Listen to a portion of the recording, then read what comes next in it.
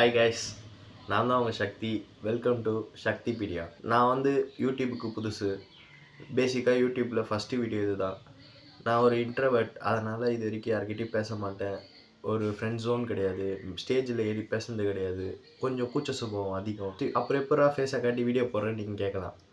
இது காரணம் ரிஷிபீடியாவோட வீடியோவை பார்த்து அவரோட டாக்குமெண்ட்ரி அதெல்லாம் எனக்கு ரொம்ப பிடிச்சி போய் தான் நான் இப்போ யூடியூப்பில் ஃபேஸை காட்டி வீடியோ போட ஸ்டார்ட் பண்ணுறேன். இதான் என்னோடய ஃபஸ்ட்டு வீடியோ.